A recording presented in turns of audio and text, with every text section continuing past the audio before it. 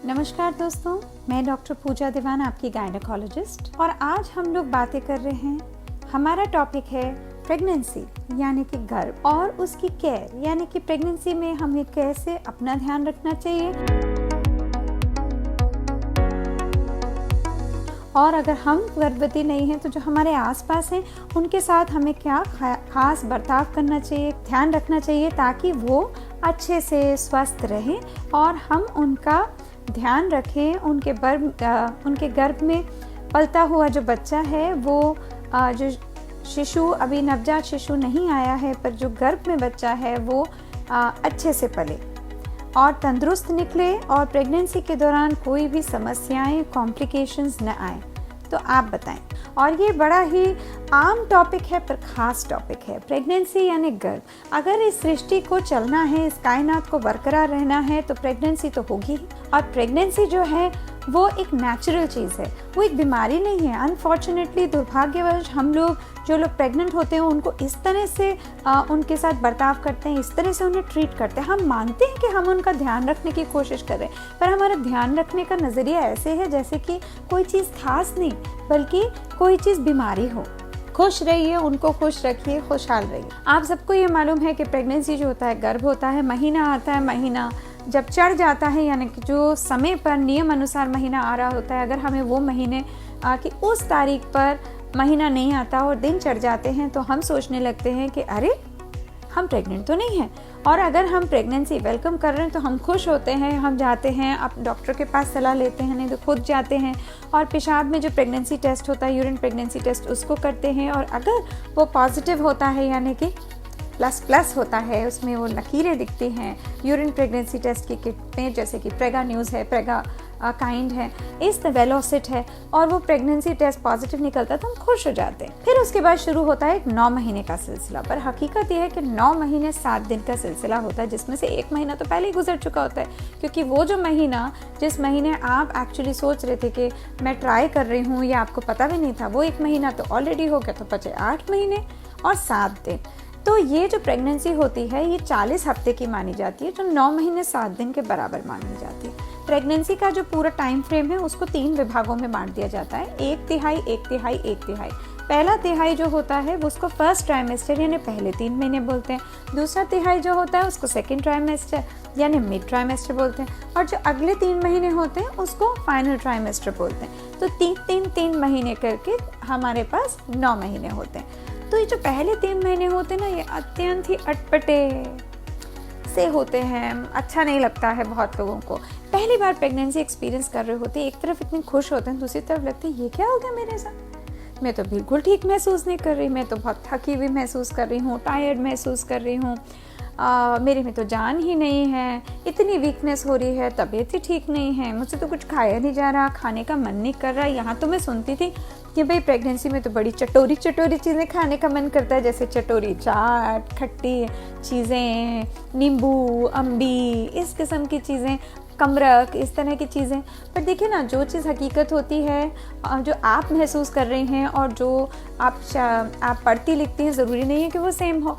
तो जो ये प्रेगनेंसी होती है उसके पहले 3 महीनों में आम तौर पे लोगों का ना एक्चुअली वज़न घट जाता है। तो ये वाले जो पहले 3 महीने हैं इसमें कई लोगों को, जैसे मैंने बताया कि tiredness, weakness, listlessness, less energy levels, ऐसी चीज़ें लगती हैं। बट ऐसा भी होता है कि बहुत से लोगों को उल्टियाँ शुरू हो जाती है। अब सभी को उल्टियाँ नहीं होती हैं, और कई लोग तो इस बात से परेशान होते हैं कि डॉक्टर जी मैं प्रेग्नेंट हूँ, मुझे उल्टियाँ नहीं शुरू हुई। और कई लोग का प्रेगनेंसी टेस्ट पॉजिटिव बाद में होता है और वो कहते हैं हमें तो उल्टी जैसा लग रहा है, हमें तो उल्टी जैसा, वो भी गलत है। उल्टियाँ जो होती हैं वो आम तौर पे करीबन दूसरे महीने प्रेगनेंसी जब ख़त्म हो रहा होता है तब शुरू होती है, और उसका जो सबसे ज़्यादा इजाफा होता है वो 2.5 महीने यानी 10 हफ्ते पे होता है। तो 8 वीक्स पे अगर हमें उल्टी जैसा लग रहा है और 10 वीक पे हमारी पीक हो रही है तो 16 हफ्ते 18 हफ्ते तक ये चीज़ ख़त्म भी हो जाती है आमतौर पे। तो मेरा ये कहने का मतलब है कि ये टिपिकल बॉलीवुड हिंदी मूवी नहीं है कि मैं प्रेग्नेंट हुई और प्रेगनेंसी के पहले आसार ये थे कि मुझे उल्टी आई। पर कई लोगों को ना इसके साथ हार्मोन की भी कुछ नई प्रॉब्लम शुरू हो जाती है। जैसे कई लोगों को नया थायराइड आ जाता है प्रेगनेंसी में, कई लोगों को पहले से थायराइड होता है और वो थायराइड बढ़ जाता है। तो हम लोगों को थायराइड का भी टेस्ट कराना पड़ता है।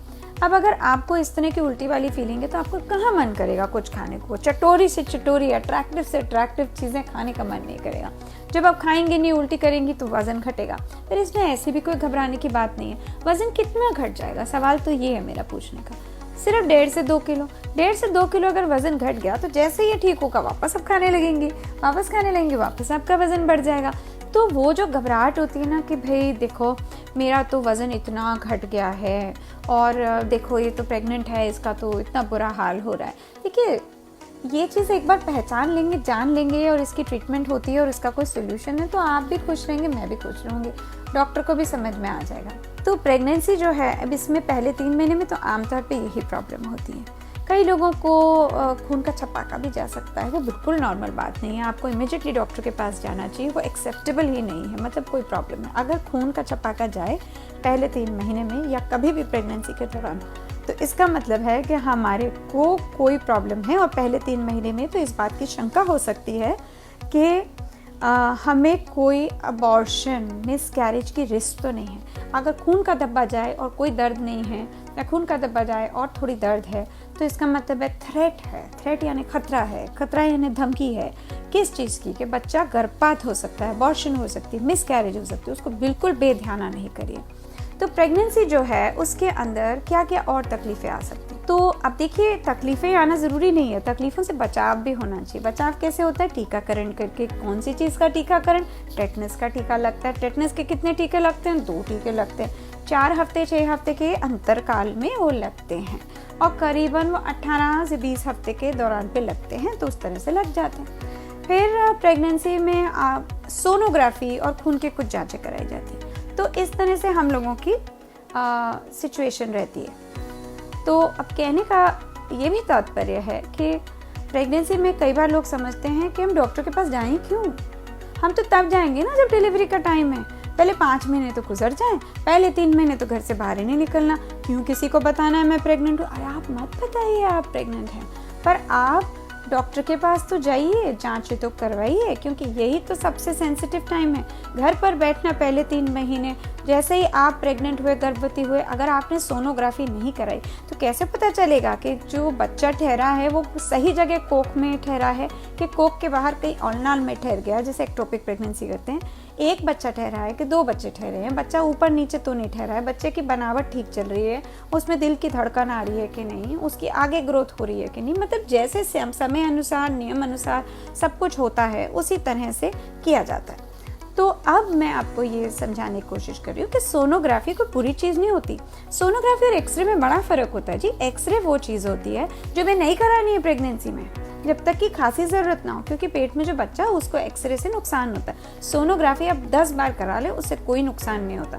ये गलत बात है जो लोगों ने सोच रखी है कि सोनोग्राफी से नुकसान होता है। सोनोग्राफी जो है उसको कई बार ही कराना पड़ता है। पहले 3 महीने में शुरू में कराना पड़ता है, फिर 11-12 हफ्ते में कराना पड़ता है, फिर 18-20 हफ्ते में कराना पड़ता है। हर एक का मतलब अलग है। हम क्यों कराते हैं? पहली बार तो मिस्टेक कराती है देखने के लिए कि भाई प्रेगनेंसी ठीक जगह ठहरी है, ठीक से ग्रो कर रही है, कोई तकलीफ तो नहीं। दूसरी बार हम इसलिए कराते हैं 12-13 हफ्ते पे ये जानने के लिए कि जो हमारी प्रेगनेंसी है वो ठीक से ग्रो कर रही है और जो प्रेगनेंसी के अंदर एबनॉर्मेलिटी यानी बनावटी कमज़ोरी हो सकती है उसको क्या हम जल्दी से पकड़ सकते हैं। यदि हम उसको जल्दी से पकड़ लेते हैं तो हम बिना सफाई वाले, ऑपरेशन वाले बड़े तरीके से केवल गोलियों से ही गर्भपात कर सकते हैं अगर बच्चे में कोई बनावटी कमज़ोरी है। उसके बाद 18-20 हफ्ते पे हम बड़ा अल्ट्रासाउंड कराते हैं जिसको कि हम सोनोग्राफी कहते हैं, जिसमें बच्चे के पूरे शरीर को, आँख, दिमाग, पाँव, हाथ, दिल, किडनी, लिवर, पेशाब की थैली, हर चीज़, स्टमक वगैरह सबको देखते हैं कि बच्चे के उधर बनावट में कहीं कमज़ोरी तो नहीं है। और उसके बाद भी कई को ज़रूरत होता है तो हम 24 हफ्ते पे यानी कि 6ठे महीने के अंत पे हम एक स्पेशल सोनोग्राफी कराते हैं जिसमें बच्चे के दिल के ऊपर फोकस करते हैं देखने के लिए कि दिल में कोई छेद तो नहीं है, कोई कमी तो नहीं है। सबके नहीं कराते, उसके कराते हैं जिससे ज़रूरत है।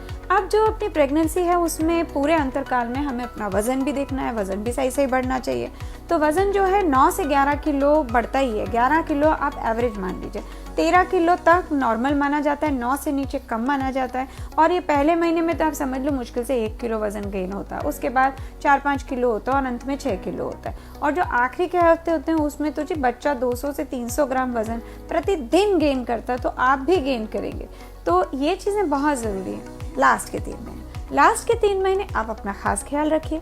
लास्ट के 3 महीने का मतलब ये नहीं कि आप चले फिरे नहीं, आप जाइए, घूमिए फिरिए, जो भी करना है करिए, बट इतना ध्यान रखिए कि आपको डॉक्टर के पास रेगुलर जाना ही जाना है। फिर आता है डिलीवरी का टाइम। तो सवाल ये उठता है कि डिलीवरी के टाइम में क्या होता है। देखिए जी, डिलीवरी के पूरे 9 महीने खून नहीं जाना चाहिए, कोई गंदा पानी नीचे से नहीं आना चाहिए, कोई पानी की थैली वगैरह फटनी नहीं चाहिए। तो फिर क्या होता है कि जो आखिर के 9 महीने का जो टाइम संपूर्ण हो जाता है, यानी 37 हफ्ते हो जाते हैं, तब हम लोगों को इस बात का ध्यान रखना है कि पानी की थैली न फट जाए, जो कि बिल्कुल पेशाब की तरह निकलती है पानी, और लोग कंफ्यूज हो जाते हैं कि ये पेशाब अचानक से लीक कर गया कि पानी की थैली हो गई। अच्छा, दूसरी बात है, खून का धब्बा नहीं जाना चाहिए। अगर खून का धब्बा जा रहा है ना, फटाफट डॉक्टर के पास जाओ, हो सकता है कि बच्चेदानी के मुंह का रास्ता वो खुल रहा है। फिर इसी तरह ये भी हो सकता है कि हमें पेट में दर्द हो। ज़रूरी नहीं है हमें पेट में ही नीचे की तरफ दर्द हो, पीठ से दर्द शुरू हो सकती है, पीठ से पीछे से बढ़ती हुई दर्द आगे को आ रही है, पीछे से बढ़ती हुई आगे को आ रही है, टांगों में जा रही है, रुक रुक कर दर्द आ रही है।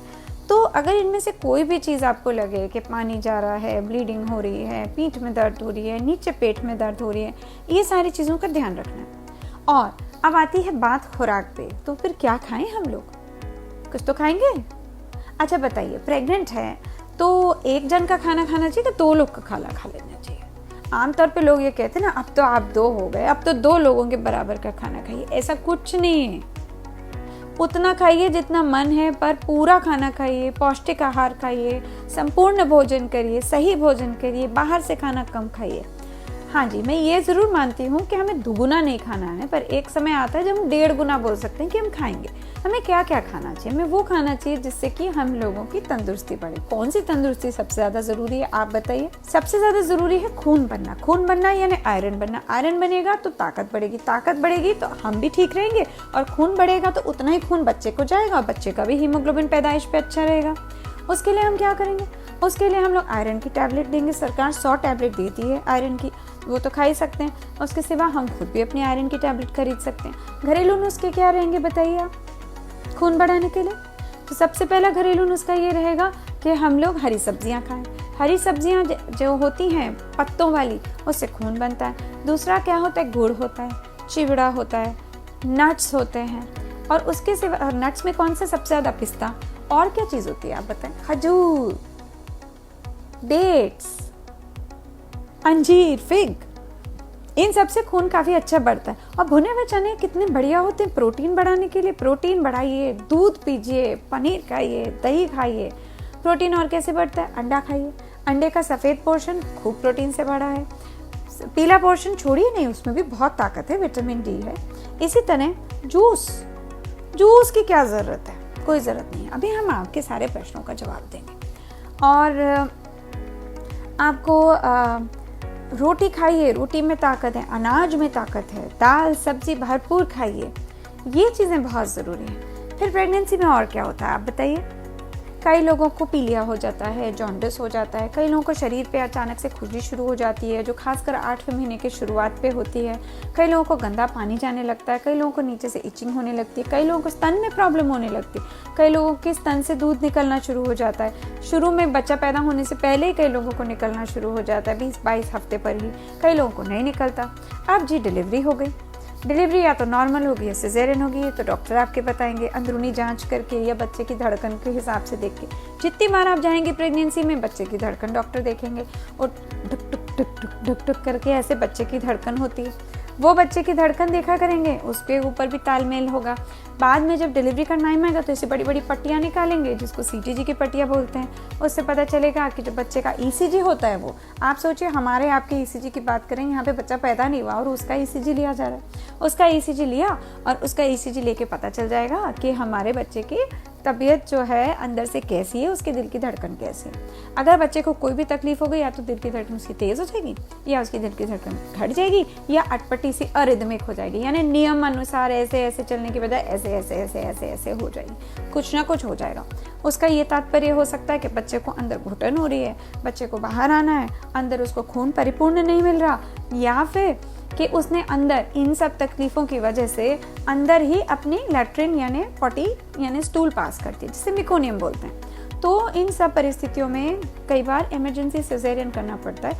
नॉर्मल डिलीवरी तो आप समझते ही हैं, नॉर्मल डिलीवरी जो होती है थोड़ी बहुत कष्टदायी होती है। आजकल नॉर्मल डिलीवरी जो है उसकी दर्द कम करने के लिए दवाइयाँ भी बनी हैं और एनेस्थीसिया भी है। एनेस्थीसिया ने बेहोशी होती है, बेहोशी में आप और मैं बेहोश नहीं होते, हम जगे होते हैं, खूब बातें कर रहे होते हैं, हमें सब कुछ मालूम होता है, पर निचला हिस्सा जो होता है उसको दर्द रहित कर दिया जाता है, पर हमारे शरीर में जान होती है कि हम उसे धक्का लगा के डिलीवर कर सकें। इसको एपिड्यूरल एनाल्जेसिया बोलते हैं, ये एनेस्थेटिस्ट डॉक्टर ही करते हैं। तो ये सब किया जा सकता है। इसी बात पर मैं इस प्रोग्राम का अंत करती हूँ।